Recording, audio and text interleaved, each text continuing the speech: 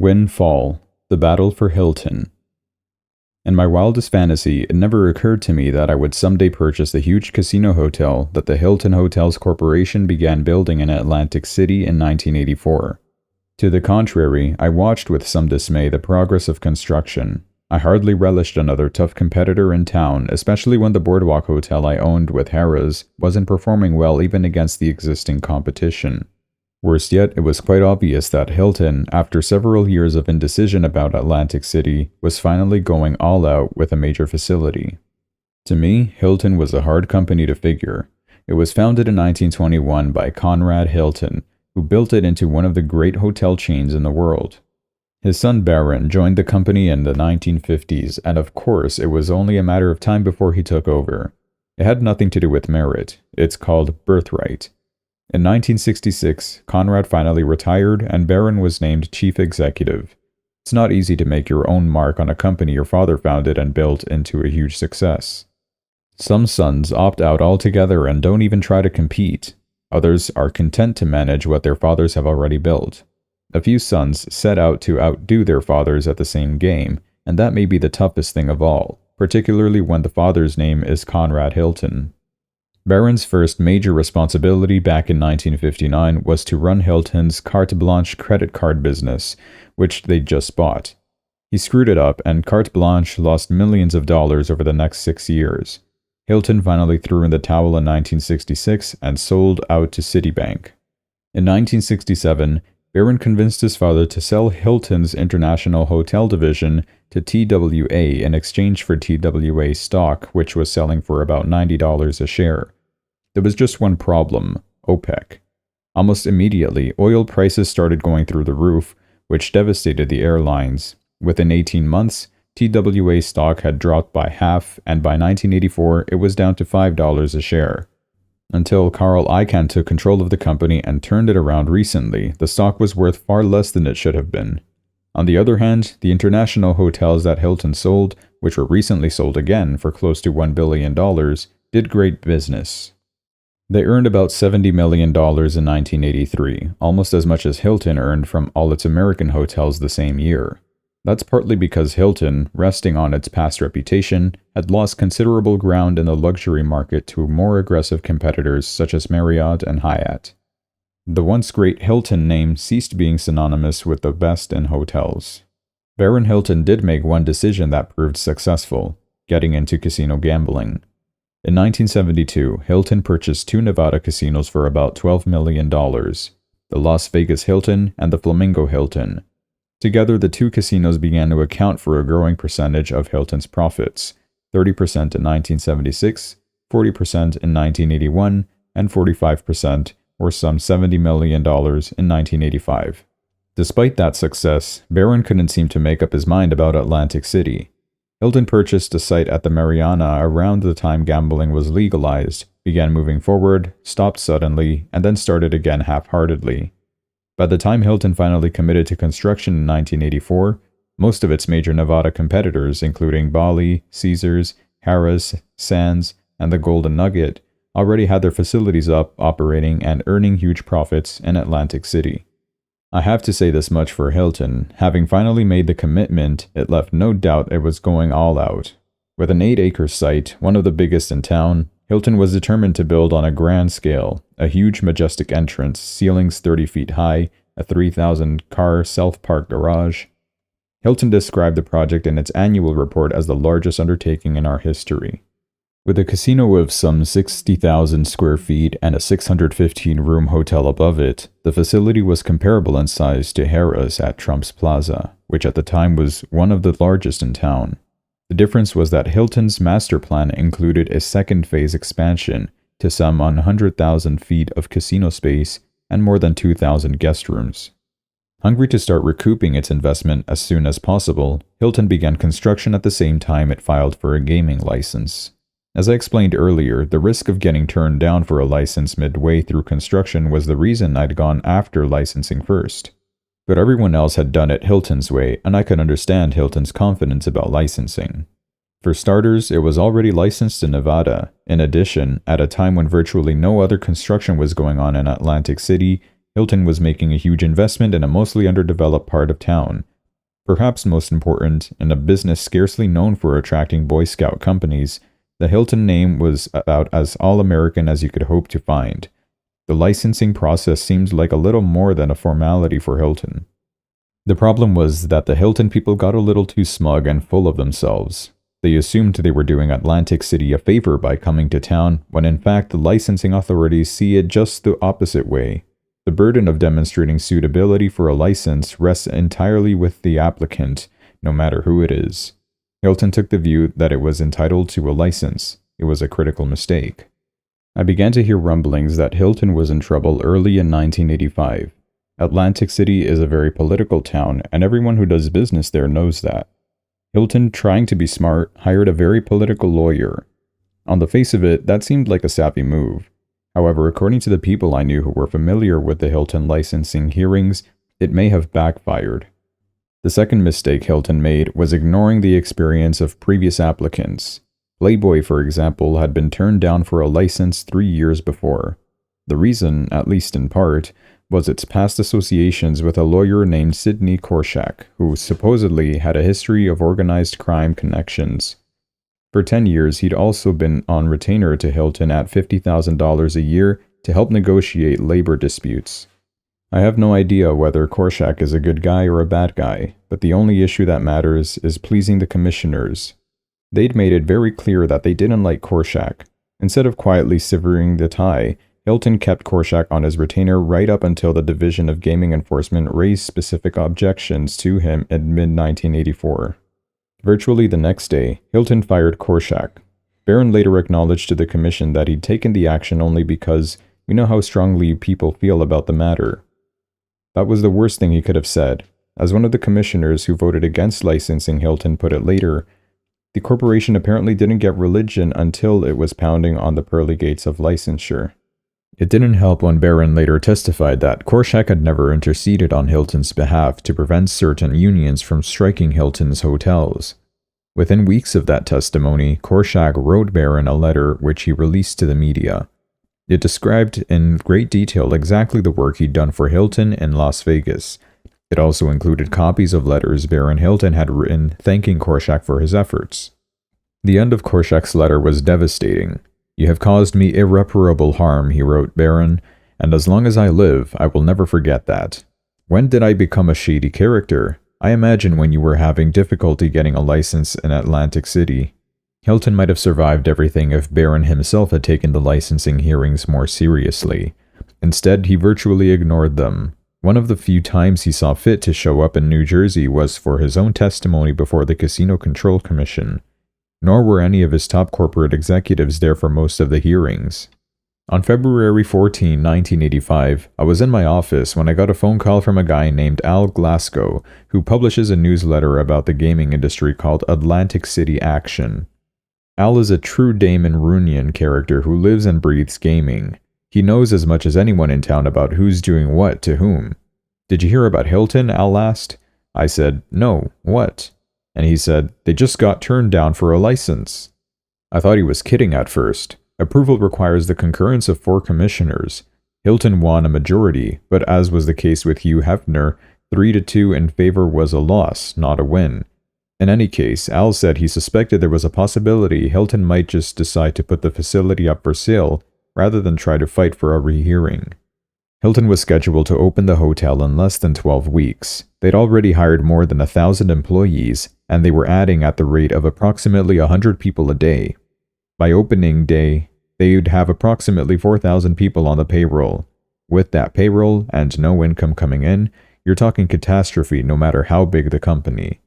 At the very least, Hilton was under severe time pressure to get an appeal heard by the commission. Even so, I assumed that with more than $300 million already invested, they were going to do whatever they could to try to get licensed.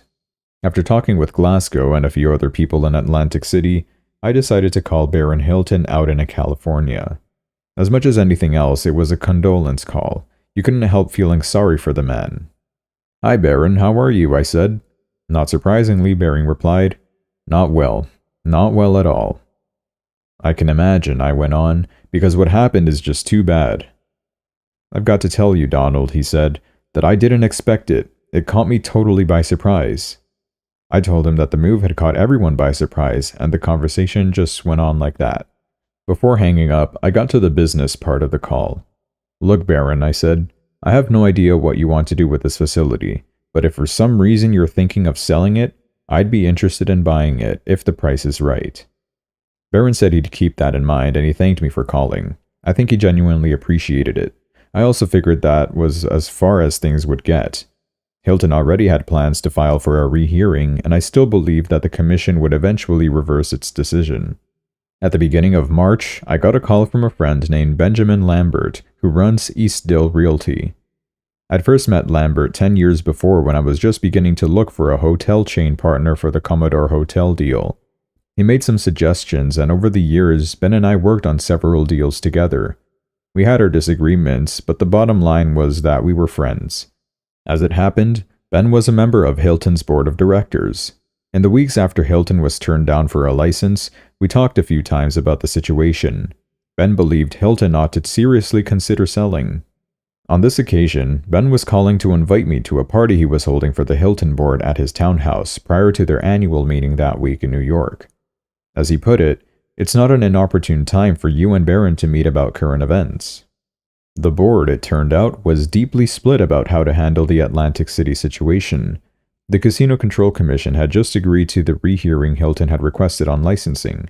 Nonetheless, several board members, including Ben, believed that it made more sense to sell the facility immediately if the right buyer could be found. Their argument was that if the commission didn't reverse itself and grant Hilton a license, the consequences could be truly disastrous for the company. By that point, a couple of months down the line, they'd be carrying several thousand employees. Worse, by selling the hotel under pressure, they might get a bad price. I went to the party, and Ben introduced me to Baron, whom I'd never met in person. We ended up walking out to the garden and talking alone together. Once again, the conversation was nonspecific. Mostly, Baron vented his frustration about Atlantic City while I listened sympathetically. Baron is wary and reserved by nature. He's not the kind of guy who makes impulsive decisions, so I played it very low-key. We got along very well, and afterward I heard from Ben that Baron felt very comfortable with me. There are times when you have to be aggressive, but there are also times when your best strategy is to lie back. Very shortly after that, Steve Wynn of the Golden Nugget decided to make a full-scale assault on Hilton, seeking control of the company. It was probably the best thing that could have happened to me. If it hadn't been for Wynn, I seriously doubt that Baron Hilton would have ever made a deal with me or anyone else for his Atlantic City Hotel Casino. On April 14, Wynn wrote Baron a letter offering to buy a block of stock amounting to 27% of the entire Hilton company for $72 a share. At the time, the stock was trading for approximately $67 a share. Ironically, Wynn could have never gone after the company at all if it hadn't been for Conrad Hilton. When Conrad died in 1979, he totally screwed Baron. There is no nicer way to say it. The assumption had been that Conrad would pass on his near-controlling interest in the company to Baron, or at the very least that he'd spread it among family members. Instead, Conrad Hilton used his will to disenfranchise his children and grandchildren. At the time of his death, Conrad's stock in Hilton was worth perhaps $500 million, but Conrad believed very strongly that inherited wealth destroys moral character and motivation. I happen to agree that it often does. To me, it makes sense to put money in trust for your children so they don't inherit millions of dollars when they turn 21. But Conrad took that view to a ridiculous extreme. He left Baron a token number of shares of stock, and he left each of his grandchildren a piddling $10,000 each. Nearly all the rest of his wealth, specifically his 27% share of the Hilton Corporation, he left to the Conrad N. Hilton Foundation. He ordered most of the earnings from the stake to be used to support the charitable work of Catholic nuns in California. The result was to make Baron just another high-level corporate manager who lacked the power of a major stockholder. Even with the stock options that he exercised over 10 years as chief executive, Baron still owned only a tiny percentage of the company by 1985. What Baron did was to enter into litigation, seeking control of the foundation's shares. His chances of winning the case, which had dragged on for years, were uncertain. For one thing, he had the sort of adversaries you want to avoid in a litigation: nuns and priests of the Catholic Church. Conrad's will had specified that if for any reason the foundation was unable to accept his stock bequest, Barron had the right to purchase the stock at its market value as of 1979. Federal law prohibits charitable foundations and their affiliated parties from together owning more than 20% of a public company. Therefore, Barron could legitimately argue that he was entitled to purchase for himself the 7% of the foundation's shares that were in excess of the foundation's allowable 20%. But Barron tried to take his claim much further. Basically, he tried to argue that for Byzantine legal reasons, he was entitled to buy out the foundation's entire stake. Moreover, by buying its stock for the 1979 price of 24.5/8 at a time when the stock was trading around 72, in effect he'd be paying $170 million for $500 million worth of stock. It's called a great deal. It may also be called trying to rewrite your father's will. My strong suspicion is that Barron knew his chances of winning the litigation were questionable. More to the point, if he couldn't get control of the stock, he was in a far weaker position to fend off Steve Wynn or any hostile takeover threat. Finally, so long as he held on to his Atlantic City facility but remained unlicensable, he was also highly vulnerable to shareholder lawsuits.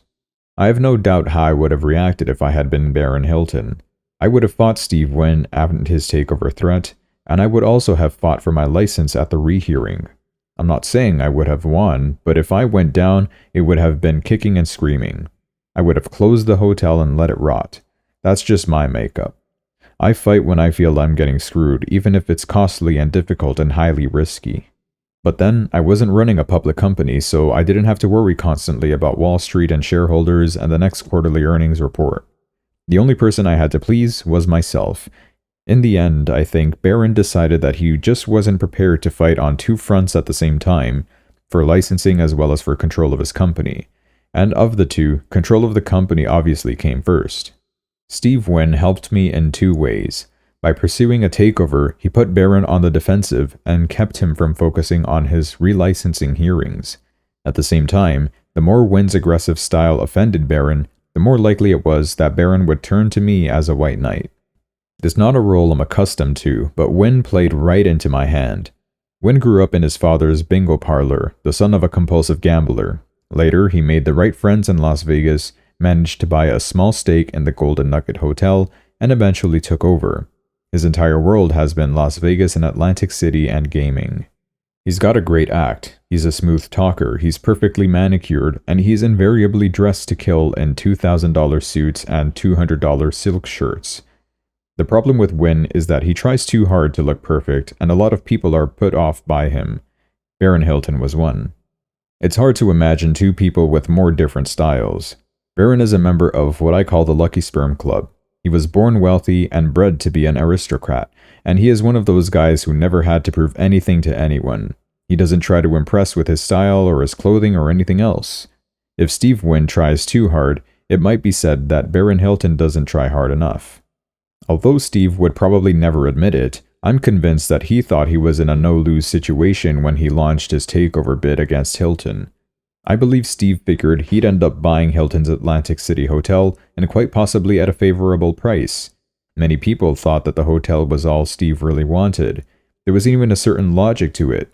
Under siege from all sides, Baron could kill two birds with one stone by dealing with Steve. He could say, "Look, I'll sell you my hotel if you agree to give up trying to get control of my company." But Steve Wynn underestimated how much he'd become anathema to Baron. That's where I came in. One day after Wynn made his takeover bid, Baron Hilton became much more serious about negotiating with me. My first offer to Hilton was $250 million. As big a number as that is, I knew Baron wasn't going to sell for that price. He told me when we first met that he had $320 million invested in the facility. Selling out at any price was a horrible prospect for him, but reporting to shareholders that he'd taken a loss on the facility was out of the question. Within a couple of days, I raised my price to $320 million. There was no time to be cute and no room to be tough in this negotiation. Either I bid the price or I walked away. At the same time, $320 million, even $250 million, represented by far the biggest gamble I'd ever taken in my life. Just a year earlier, I'd completed construction on the boardwalk facility for less than $220 million. In that case, Holiday financed the entire deal and guaranteed me against operating losses. This time, the risk was entirely mine. As soon as I decided to bid $320 million, I called John Torrell, a good friend who is president of Manufacturers Hanover Trust. We'd already done a great deal of business together, and on this occasion, we had an amazingly short conversation. "John," I said, "I'm calling because I have an opportunity to buy the incredible Hilton facility in Atlantic City for $320 million. I'd like you to lend me the money, and I'm going to need it within a week." John asked me a couple of questions, and after 2 minutes, he said, "We have a deal." Just like that. It goes to show you the value of credibility. In return, I did something I'd never done before. I personally guaranteed the loan. It was a deal based almost entirely on my gut. I made my bid without ever walking through the hotel. Several of my people had taken a look, and I'd gotten to know a lot about the construction from contractors who'd worked on the facility. However, I felt it wouldn't be appropriate to show up myself in the middle of all the turmoil Hilton was going through. If I told my father the story, he would have said I'd lost my mind. I remember very well as a kid accompanying my father to inspect buildings he was considering buying in Brooklyn. We might have been talking about a $100,000 or $200,000 purchase price, but our inspections were anything but casual.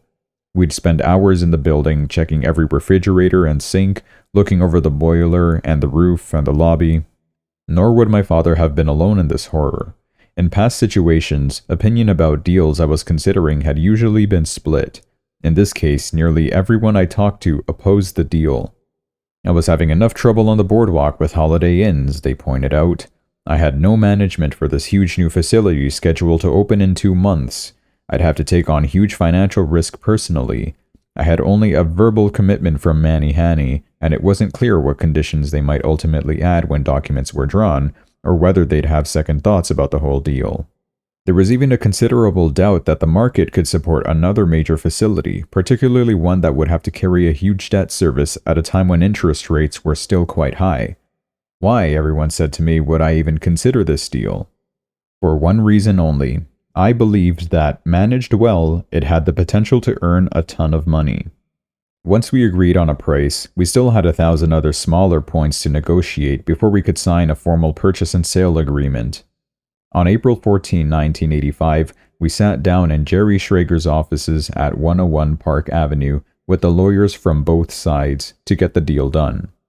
Often, the easiest part of a deal is price. It's all the other points, in this case, guarantees about construction completion, responsibility for defects, size of deposit, allocation of expenses between contract and closing, that end up creating problems and killing deals. Hilton, from the very start, was taking a fairly hard line. Basically, they wanted to sell the hotel as is, so that when the contracts were signed, they could walk away from Atlantic City with no further obligations. Barron, by this time, was almost rabid in his hatred of New Jersey, and particularly Atlantic City. The sooner he could put this nightmare behind him, the happier he'd be. The problem for me was that if I didn't win some guarantees about completion of construction, I risked getting killed later on.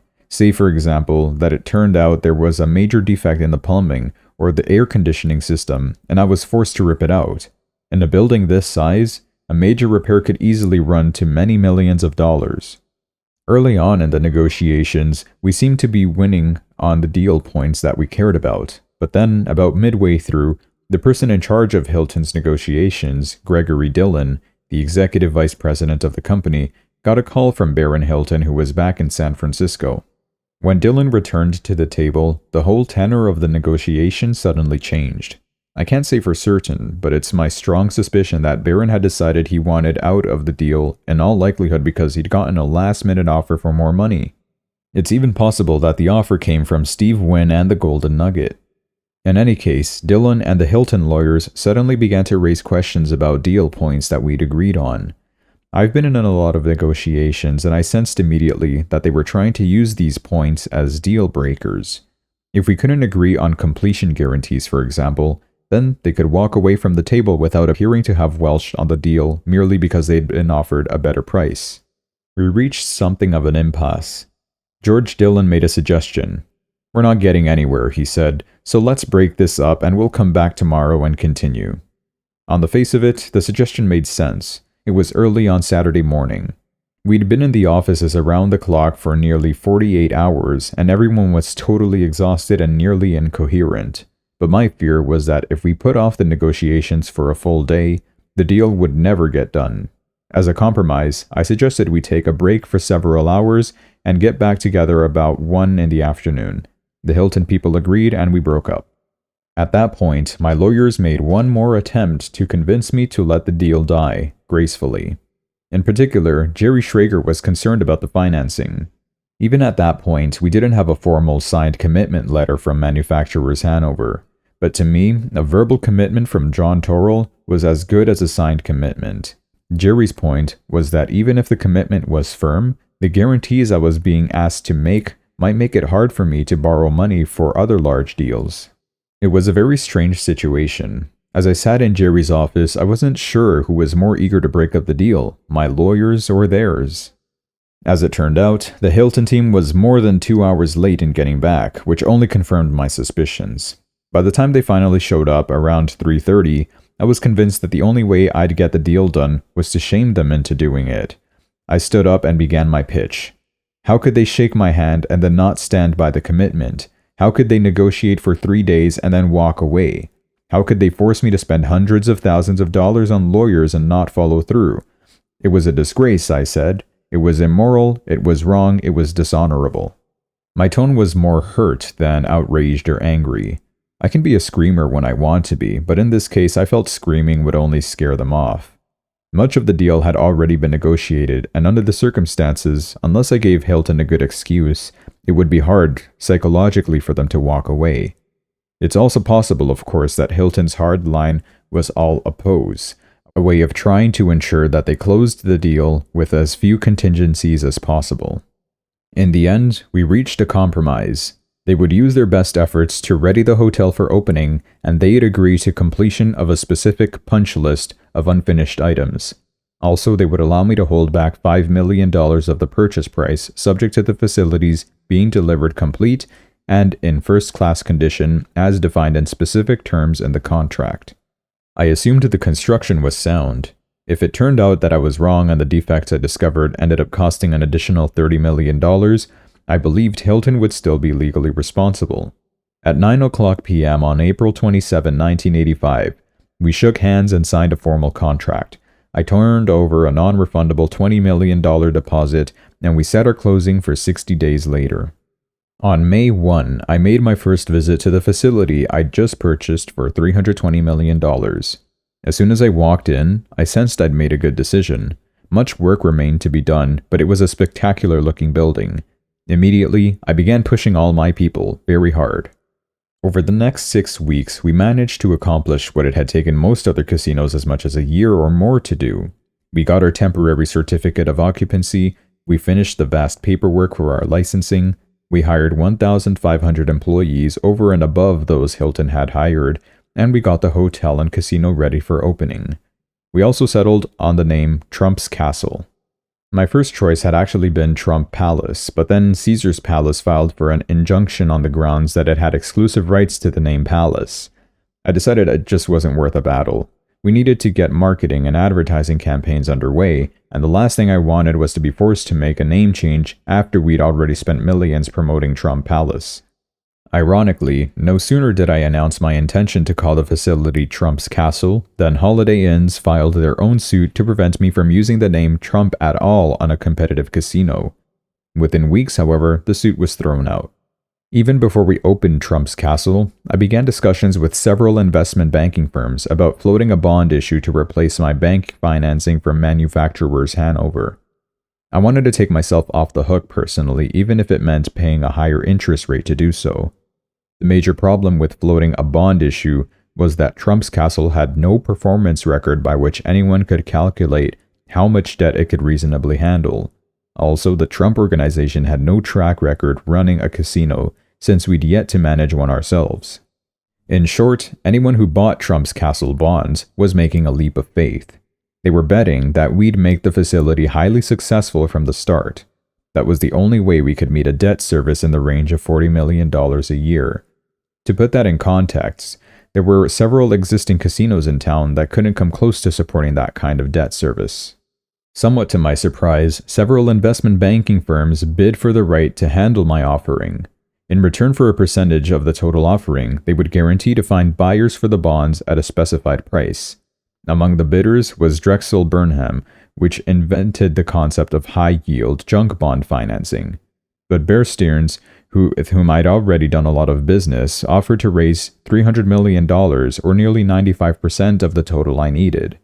Alan Greenberg, the chairman, and Paul Hallingby, managing partner, were willing to bet big on me, and I liked that. To attract buyers for a speculative offering like this one, you generally have to offer their inducement of a high yield.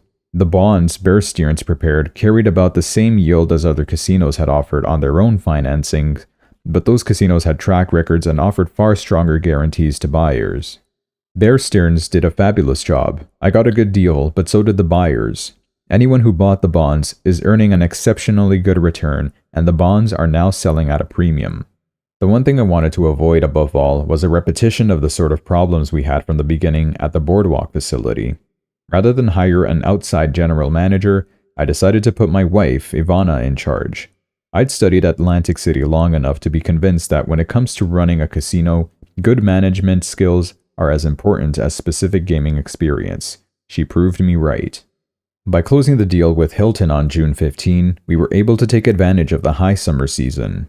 The next day, we opened, without a hitch, as Trump's Castle. People packed the casino, and we did extraordinary business way beyond our expectations. On our first day, we earned gross gaming revenues of $728,000. For the slightly less than 6 months we were open during 1985, we grossed just over $131 million. That was better than all but 3 of our competitors, and far better than the Boardwalk facility had done for the same period under Harrah's. The one difficulty that arose in the early months had to do with the clause in my contract with Hilton regarding delivery of the hotel in first-class condition. Under the contract, $5 million of my purchase price was held back pending completion of all work. As time went on, however, we discovered that there were numerous outstanding problems, with the cooling tower, the sewage system, the computer system, and the fire alarm, among others. During the first 6 months we were open, my representatives and Hilton's quietly negotiated about exactly which defects Hilton was responsible for and which they were not.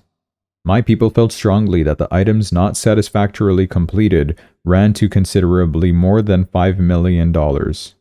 On the other hand, I was eager to resolve the matter amicably. I liked Baron Hilton. I felt sorry about his experience in Atlantic City, and for months, I was the first to defend him in any conversation. As a result, when the argument over who owed money to whom seemed to be getting nowhere, I decided to call Baron myself in January 1986. I got him on the phone and I said that since our disputes hadn't been resolved, perhaps we should sit down together and work out some reasonable settlement. Baron seemed delighted that I had called. He said that he would be in New York the following Monday or Tuesday and that he would call me then to set a date. Instead, when I came into my office on Monday morning, I was served with a lawsuit from Hilton seeking immediate payment of the $5 million the contract authorized us to hold back. I couldn't believe it. The first thing I did was to call Baron again. "I don't understand this," I said. "I've just been served with a lawsuit, even though you told me we'd sit down and work this out together this week." Baron totally stonewalled me. "I don't know anything about a suit," he said. He suggested that I call Greg Dillon, Hilton's executive vice president. Incredibly, Dillon took the same position, that he knew nothing about the suit. Not for 1 minute did I believe that both Baron and Hilton, at his top deputy, would be ignorant of a major lawsuit filed by the company. I recognize that lawsuits are sometimes inevitable, and I accept that as a reality of business. But when a person tells me he's going to sit down with me, I expect him to honor that commitment. If we still can't resolve the situation, that's another story. From that day on, I stopped defending Baron Hilton to anyone. I also immediately ordered my attorneys to file a counterclaim. On April 2, 1986, we did precisely that, listing 94 separate deficiencies in the castle along with our estimated cost of repair. The figure far exceeded the $5 million we'd been authorized to hold back. Both suits are still pending, and I believe that will ultimately be upheld. But for that one sour note, the story of Trump's Castle has been almost entirely a positive one. Much of the credit has to go to Ivana. No detail escapes her. She has systematically hired the best people in Atlantic City at all levels, from croupiers to hosts to her top executives. She oversaw the decoration of the hotel's public spaces, which are now quite spectacular. The facility is always spotless because she's meticulous even about that. And great management pays off. In 1986, we grossed $226 million, a record for first-year operations. We are projecting revenues of $310 million and a gross operating profit well in excess of $70 million. It pays to trust your instincts.